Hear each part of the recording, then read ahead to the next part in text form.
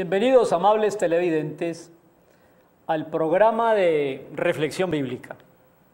No queremos sino anunciar a Jesucristo y a este crucificado, sepultado, resucitado y vivo.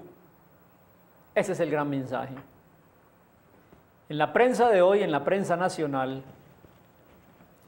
había un artículo de un columnista de apellido Gaviria con el título Venta de templos. Y es triste lo que está pasando en la culta Europa. No solamente los problemas de la comunidad del euro, la eurozona, que tienen unas crisis económicas terribles, sino en todo lo que es la comunidad económica. Está, dice el columnista, en este momento atacada por un tsunami de agnosticismo y ateísmo, una Europa secularizada, la culta Europa, meca del Renacimiento, de la Reforma y de la cultura, hoy en día yo creo que está en el peor momento de su decadencia. Y las cifras son alarmantes. En el artículo de hoy, en la prensa nacional, hablaban de Alemania, donde en lo que va corrido del último año se han vendido, escuche bien, o cerrado 400 templos católicos. Y en Holanda, 900. Una crisis de la posmodernidad, que es la crisis de la fe, de las ideologías, de las utopías, crisis del sueño, crisis de proyectos. Y el hombre culto europeo, que nos lleva más de 500 años, pues está llegando a un punto de incertidumbre, de vacío y de la nada. ¿Por qué quiero empezar la reflexión de Hechos 8 hablando de eso? Porque en Hechos capítulo 8 es el inicio de la iglesia. Y el artículo de hoy del columnista del Espectador es lo que yo podría llamar el ocaso de la iglesia. ¿Y qué pasa con el ocaso? Yo creo que se aburguesó la iglesia en medio de la prosperidad económica y de la mal llamada ciencia que los hizo orgullosos, petulantes, y se olvidaron de los principios de Dios y su palabra. Así de sencillo. Pero aquí en Hechos 8, cuando la iglesia empezó a ser perseguida y el primer mártir, Esteban, cuando él murió, mire lo que pasó, capítulo 8. El archienemigo Saulo estaba de acuerdo con la muerte del primer mártir Esteban, consentía con su muerte. En aquel día hubo gran persecución contra la iglesia que estaba en Jerusalén, la iglesia recién nacida.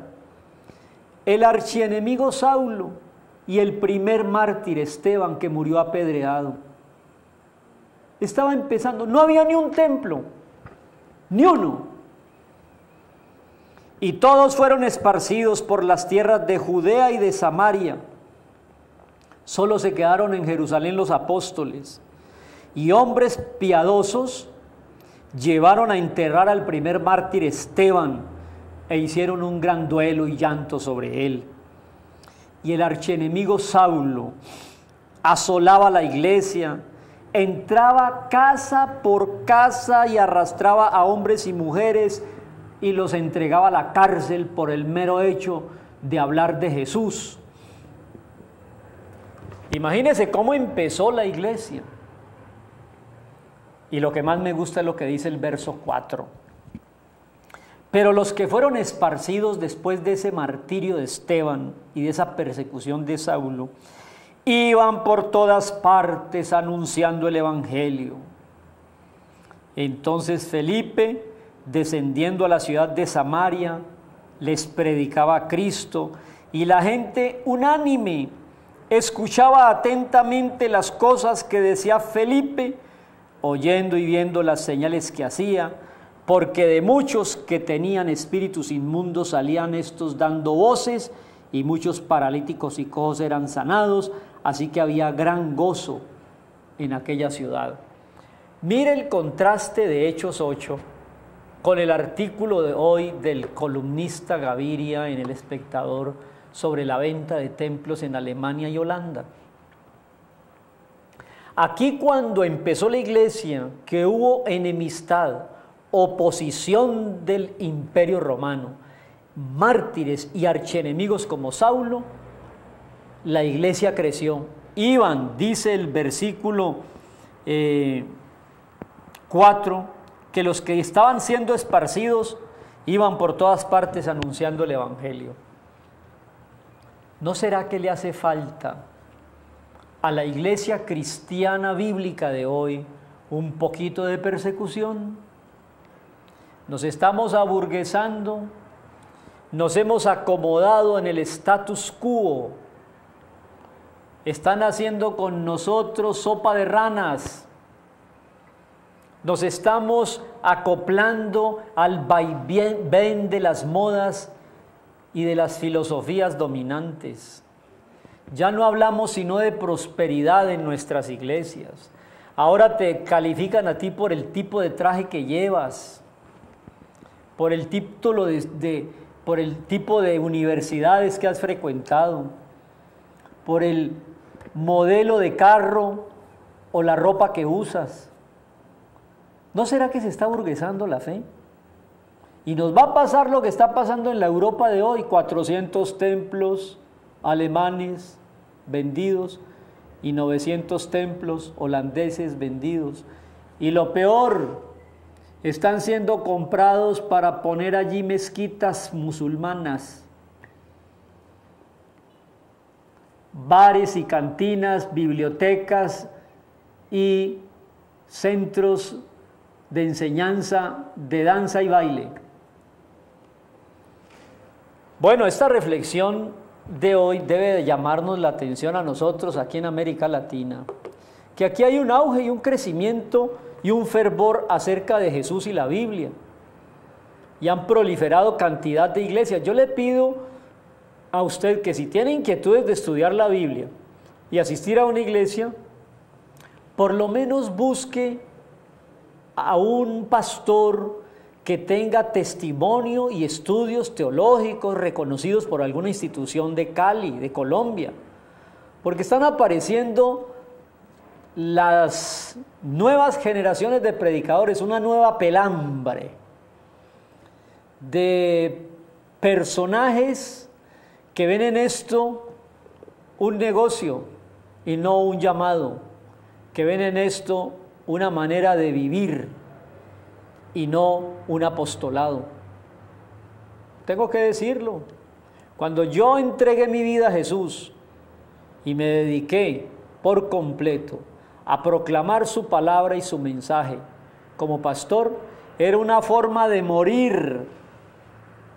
Dejar la universidad para predicar a Cristo era una forma de morir en los años 70. Hoy, escúcheme, es una forma de vivir, no de morir. Muchos vividores han tomado estos textos y han cogido cualquier cantidad de incautos. ¿Quién es la persona que está al frente? ¿De dónde viene? ¿Para dónde va? ¿Cuál es su familia? ¿Cuál es su estudio? ¿Cuál es su testimonio personal, su experiencia? Pero bueno, ya sea por envidia, por contienda o por vanagloria, el mensaje del Evangelio debe ser predicado. Y el mejor abono para que el Evangelio crezca no es la comodidad de las iglesias europeas, ni los negocios de prosperidad de las iglesias latinas. El mejor abono para el Evangelio es la sangre de sus mártires. Murió Esteban, y este archienemigo Saulo del capítulo 8 fue tan impactado con la muerte del primer mártir que se convirtió en Pablo, el apóstol de los gentiles, el sintetizador de la teología. Yo diría casi que, como algunos lo han dado en llamar, el inventor del cristianismo. Terminemos antes de irnos a la música diciendo esto. En la Europa del siglo XXI, año 2013, se cierran templos y se venden templos para hacer de ellos discotecas y bibliotecas, y en América Latina se abre cada día 10 y 12 templos, 10 y 12 lugares de predicación. Que no nos vaya a pasar lo de la culta Europa y no dejemos de predicar por gracia y no por ganancia el mensaje único y salvador de Jesús. Buen ejemplo de Hechos capítulo 8, donde el primer mártir Esteban abonó para que el evangelio creciera y Saulo dejara de ser el perseguidor y se convirtiera en Pablo el perseguido.